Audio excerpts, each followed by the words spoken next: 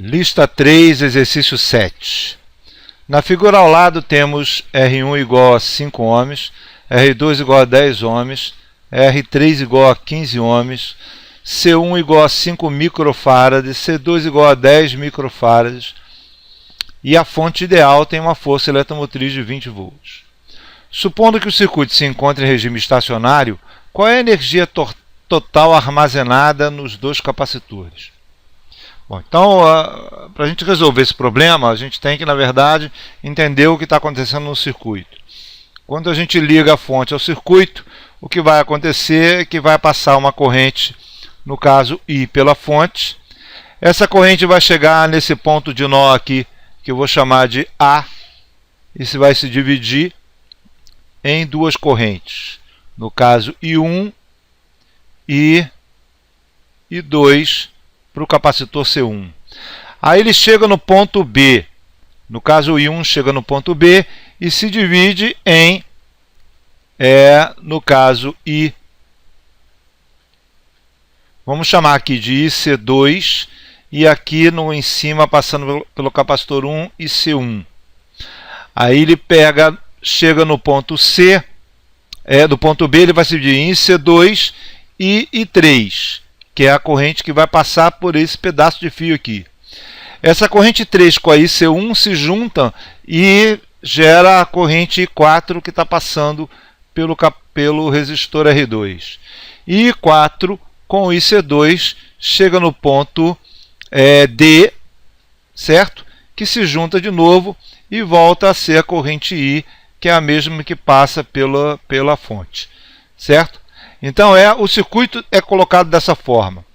Mas ele diz o seguinte, o que acontece se no caso o circuito se encontra em regime estacionário?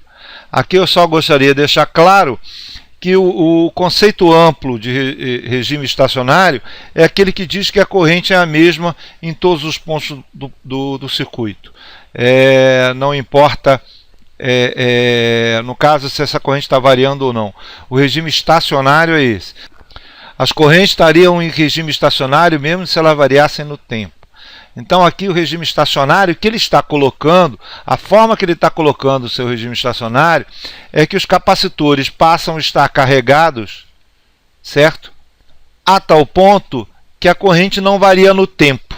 É isso que ele está chamando de regime estacionário. Se os capacitores estão carregados, a corrente não vai variar mais no tempo. Se a corrente não varia no tempo, significa que IC1 é igual a zero e IC2 é igual a zero. Significa o seu regime estacionário que os capacitores estão totalmente carregados. Se os capacitores estão totalmente carregados, então o regime o circuito está em regime estacionário, que é o que ele está colocando aqui. Bom, se isso aqui é verdade, então o nosso I1 na verdade vai ser igual a I3, que na verdade vai ser igual a I4, que na verdade vai ser igual ao I. Se eu não tenho corrente passando nem pelo capacitor 1 nem pelo capacitor 2, esse caminho entre a fonte A, B, C e D é um caminho entre as resistências cuja corrente é a mesma em todos os pontos. Ok? Então a corrente vai ser a mesma em todos os pontos. Se a corrente é a mesma em todos os resistores, a corrente é a mesma, significa que os resistores estão em série. Essa é a condição de um circuito dos resistores estar em série. Isso é, a corrente passa por eles, é a mesma independente de seus valores. Então, dessa forma, pela lei de Ohm, nós vamos ter que a nossa força eletromotriz, que é o que está sendo imposta ao circuito, é igual à corrente que passa por ele, vezes a resistência total, a resistência equivalente, que é a soma das três resistências, já que elas estão em série. Então a nossa corrente vai ser a FEM dividido pela soma das resistências,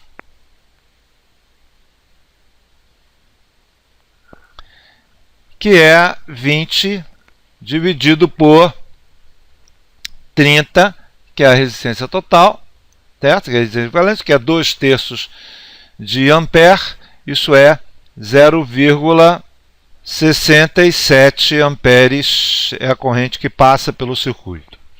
Bom, conhecendo a corrente que passa pelo circuito, a gente tem condição de saber qual é a quantidade de carga, isso é, sabendo qual é a quantidade de carga ou a diferença de potencial em cima dos capacitores, a gente tem condição de saber qual é a energia por eles. Então, a ideia aqui é saber qual é a diferença de potencial entre o ponto A e C.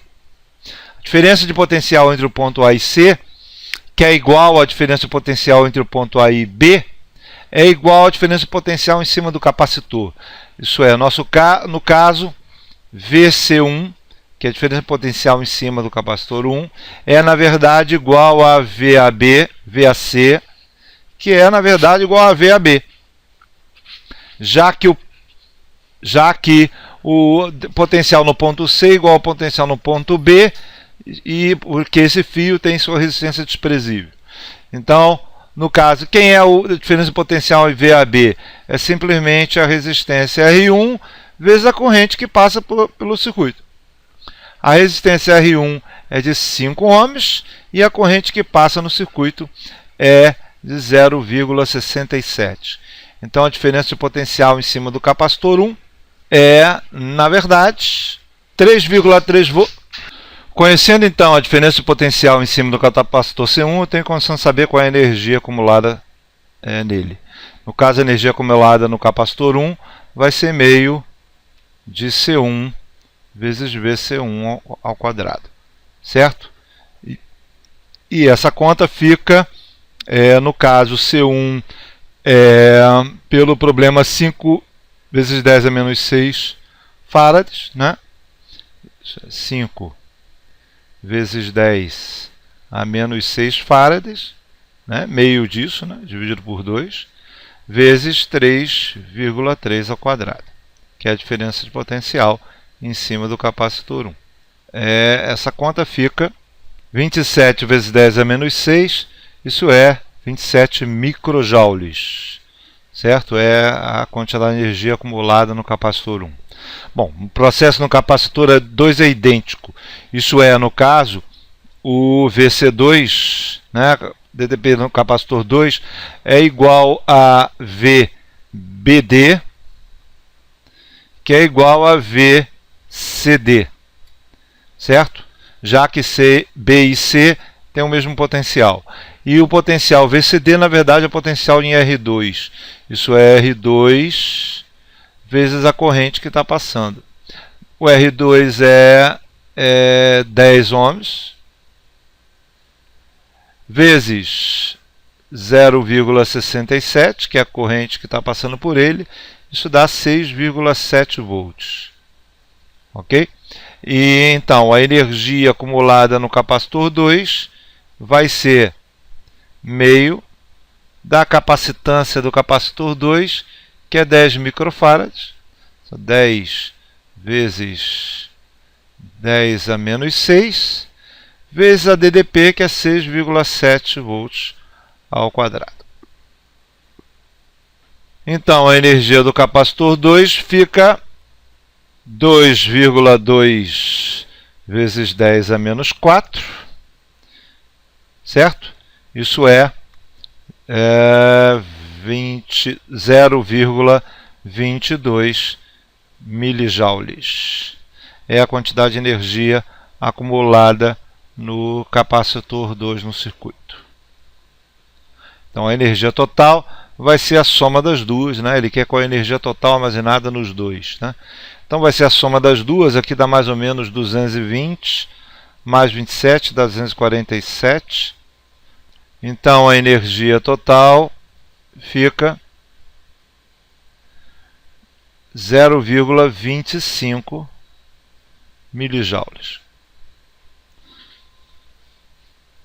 É isso.